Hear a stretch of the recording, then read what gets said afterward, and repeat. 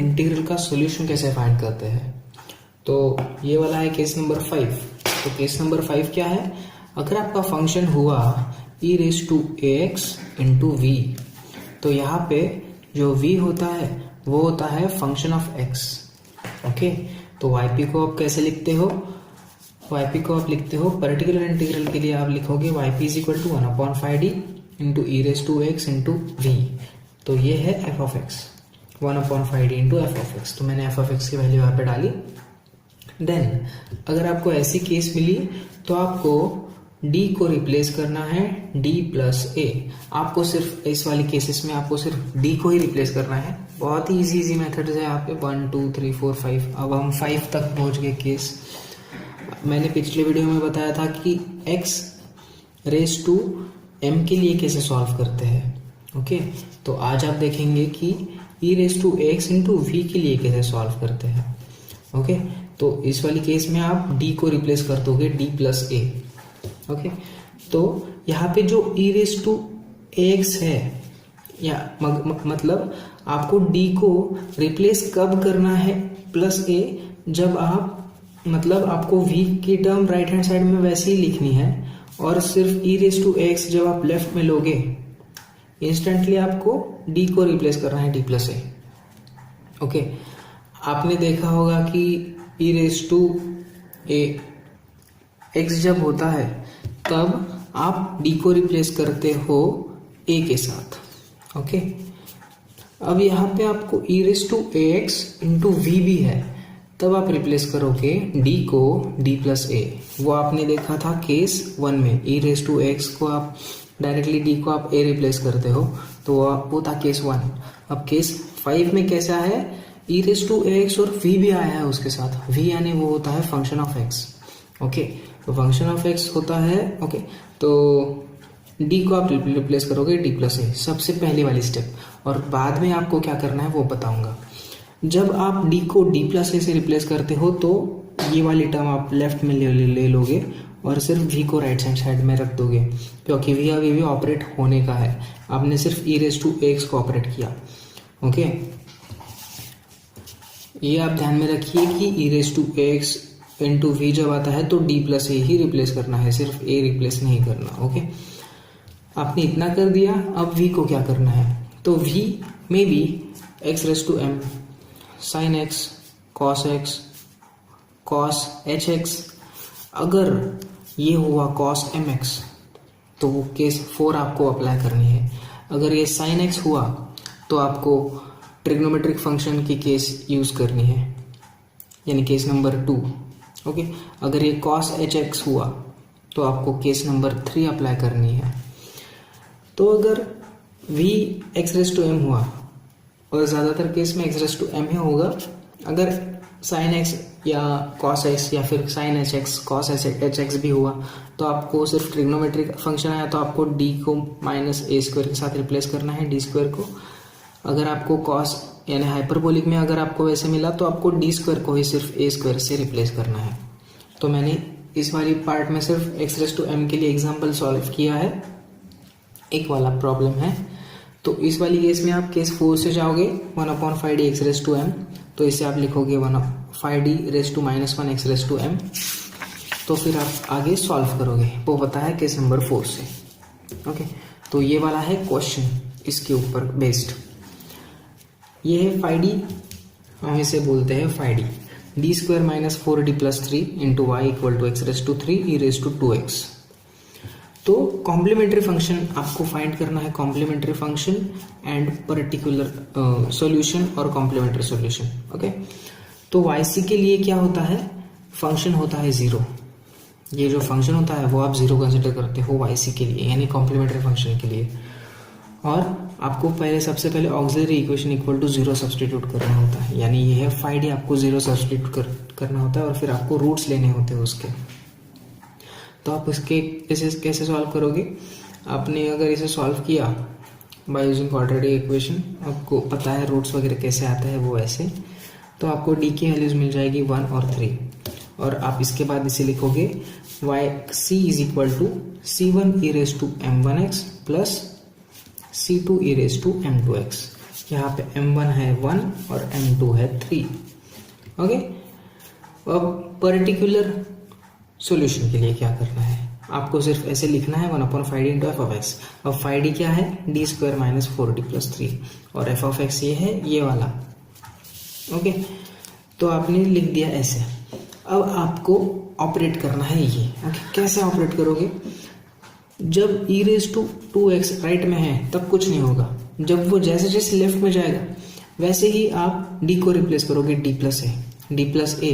a की value क्या है, e raise to ax, a की वैल्यू है 2, इसलिए आप इस d को क्या लिख दोगे, d प्लस 2 ब्रैकेट का स्क्वायर, यहाँ पे आप लिखोगे -4 into D plus 2। Okay, d को डायरेक्टली आप कॉम्बिनेशन में d प्लस 2 लिख दीजिए, प्लस 3, ऐसे मिल गया आपको।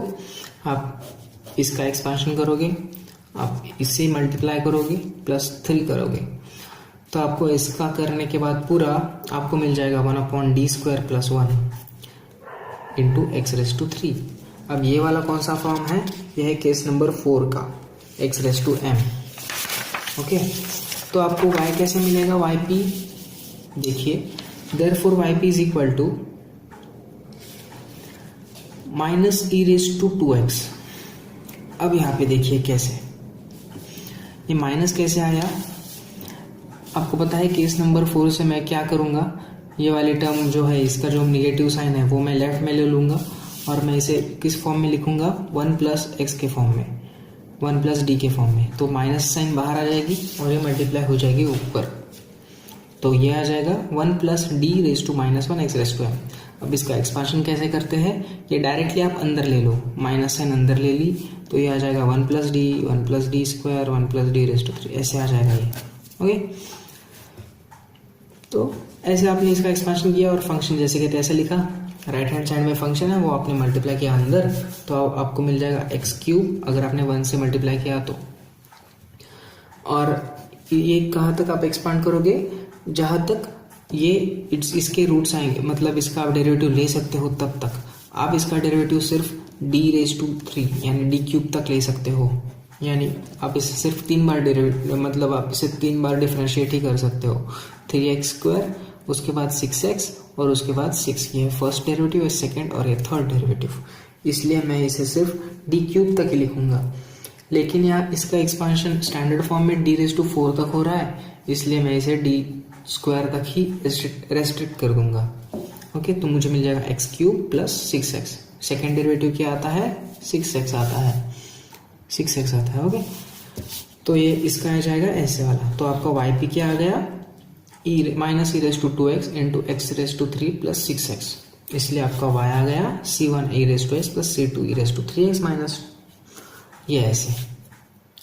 ओके, नेक्स्ट एग्जांपल है simple d³ y upon dx³ minus 7 divide by dx minus 6y equal to function.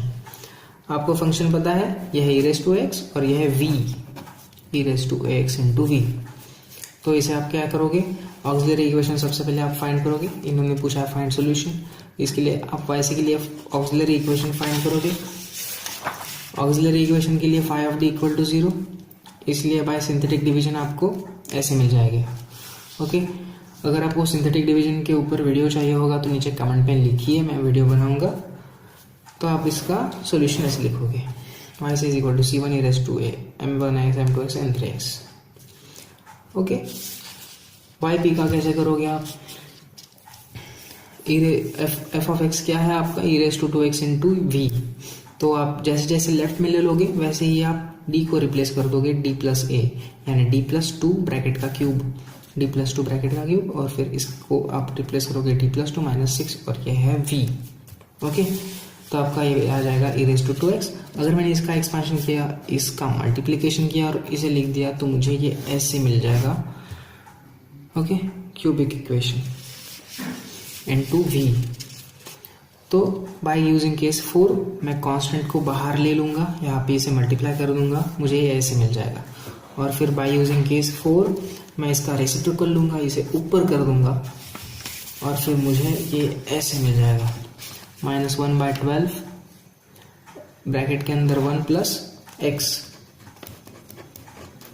Case 4 अगर आपने नहीं देखी होगी तो वो ज़रूर देखिए, ये आपको समझ में नहीं आएगा अगर आपने वो नहीं देखा होगा। तो अगर आपको आता होगा तो देख लीजिए। ओके, ये है v, इसका एक्सपेंशन कैसे होगा, ये माइनस साइन में डायरेक्ट अंदर ले लूँगा, ये आ जाएगा 1 माइनस ये फंक्शन, और इसका अल्टरनेट साइन आता है अगर यहाँ पे प्लस हुआ, माइनस प्लस माइनस प्लस, इसलिए पहले आएगा माइनस फिर आएगा प्लस, फिर से ऐसा आएगा। ओके, तो माइनस आ गया, मैंने ये लिख दिया। अब यहाँ पे सिर्फ एक्स स्क्वायर ही है तो इसका सिर्फ डेरिवेटिव 2 तक ही एक्सटेंड हो सकता है, इसलिए मैंने अगर इस टर्म का स्क्वायर भी लिया, यानी इस टर्म का मुझे अगर स्क्वायर मिला तो मुझे सिर्फ इसका ही स्क्वायर लेना होगा। अगर मैंने इसका स्क्वायर लिया तो मुझे वो रेस टू 4 और रेस टू 6 नहीं चाहिए, रेस टू 5 6। ओके, इसलिए मैं सिर्फ इस टर्म का ही स्क्वायर कंसिडर करूंगा और मैं यहाँ पे इसे लिख दूंगा, क्योंकि मुझे एक्स स्क्वायर का जहाँ तक डेरिवेटिव जाता है वहाँ तक ही मुझे टर्म्स लेनी होंगी। ओके, ये टर्म्स कुछ भी काम की नहीं है डी क्यूब की। ओके, और फिर मुझे अगर इसका स्क्वायर मिला 25/144 इंटू डी स्क्वायर, उसके बाद मैं इसे ऐड करूँगा, मुझे मिल जाएगा 1 माइनस 6d² अपॉन -12 प्लस ये ऐसे। आप वीडियो पॉज करके ये सॉल्व कर सकते हो। e⁻² इन ब्रैकेट 1/12, और ये आगे सॉल्व करके बहुत इजी, आगे मैं सॉल्व करते जाऊँगा, बस कैलकुलेशंस ही है। और इसमें अब इतना ही हो गया।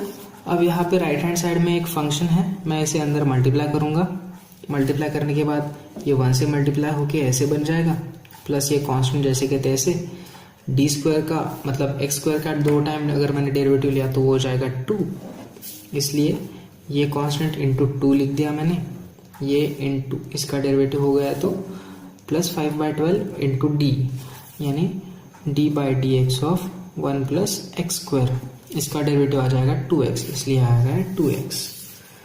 इसलिए yp क्या आ जाएगा, e⁻² in bracket 1/12 in bracket ये वाला। ओके, आपको लग रहा होगा कि मैंने बहुत ही फास्ट किया, लेकिन सिंपल कैलकुलेशंस ही थे, आप भी कर सकते हो, इतना कुछ हार्ड नहीं है ये। तो मुझे सॉल्यूशन क्या मिल जाएगा इसका, yc प्लस yp। मेरा yc क्या आया था 3 - 2 और -1, और मेरा yp आया था ये वाला, इसलिए सिर्फ मैं कर दूंगा yc प्लस yp। बहुत सिंपल केसेस है, प्रैक्टिस करके आप अच्छा स्कोर कर सकते हो। ओके, तो होप आपको समझ में आया होगा। अगर आपको नहीं समझ में आया होगा तो आप मतलब फिर से देख लीजिए वीडियो आप। ओके।